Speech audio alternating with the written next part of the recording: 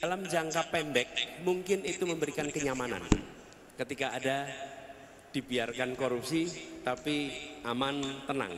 Tapi dalam jangka panjang itu akan menciptakan ketimpangan yang bisa meletup menjadi masalah sosial. Kenapa?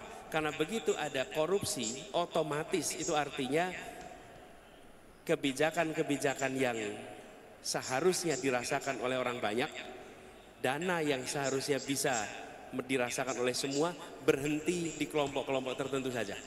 Dalam jangka panjang ini eksplosif, dalam jangka pendek mungkin belum, tapi jangka panjang ini eksplosif.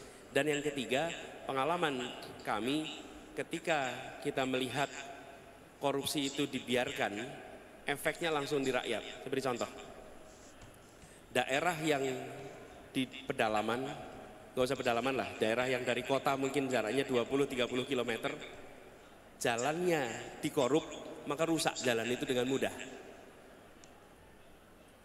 Ada contohnya banyak, Pak. Apa kemudian konsekuensinya? Peternak-peternak yang memproduksi telur misalnya, itu ketika perjalanan 20-30% telurnya itu rusak di jalan, Pak. Orang tidak nyambungkan mahalnya harga telur dengan korupsi. Padahal kenapa harga telurnya di pasar mahal? Karena dia hanya bisa melakukan 70%, 30%-nya rusak di jalan. Kenapa rusak di jalan? Karena jalannya sesungguhnya dalam pasaran kita.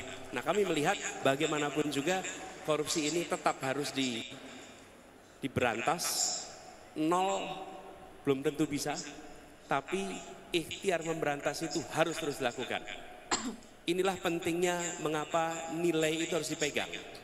Orang kalau punya nilai, belum tentu dia menjalankan nilai itu setiap waktu, tapi kalau dia menyimpang, dia tahu kemana harus kembali. Tapi kalau orang tidak punya nilai, dia menyimpang, dia belandang terus menyimpangnya itu. Karena dia tidak tahu kemana harus kembali, karena tidak punya pegangan nilai. Disitulah mengapa kepemimpinan nasional harus memiliki ideologi. Kepemimpinan nasional harus punya nilai. Sehingga ketika dia melakukan kebijakan-kebijakan yang mungkin tidak sejalan dengan ideologi yang dipegang, tidak jalan nilai, dia tahu kapan harus kembali. Termasuk soal pemerintahan yang bersih itu.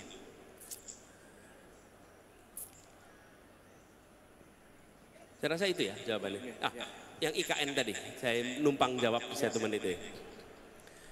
Ketika tujuan membangun kota baru adalah dengan alasan pemerataan, maka itu tidak menghasilkan pemerataan yang baru. Mengapa? Karena itu akan menghasilkan sebuah kota baru yang timpang dengan daerah-daerah yang ada di sekitarnya. Jadi antara tujuan mau memeratakan Indonesia tidak. Kalau mau meratakan Indonesia, maka bangun kota kecil menjadi menengah, kota menengah menjadi besar di seluruh wilayah Indonesia. Bukan hanya membangun satu kota di tengah-tengah hutan. Karena membangun satu kota di tengah hutan itu sesungguhnya menimbulkan ketimpangan yang baru. Jadi antara, sekali lagi nih, antara tujuan dengan langkah yang dikerjakan itu tidak nyambung. Nah, kami melihat di sini problem. Ini problem. Karena itu ini harus dikaji secara serius. Karena tujuan kita yang saya sampaikan tadi, Indonesia yang setara, Indonesia yang merata. Argumennya sama. Tapi menurut kami langkahnya bukan dengan membangun satu kota, tapi justru dengan membesarkan semua kota yang ada di seluruh Indonesia. Terima kasih. Baik, terima kasih.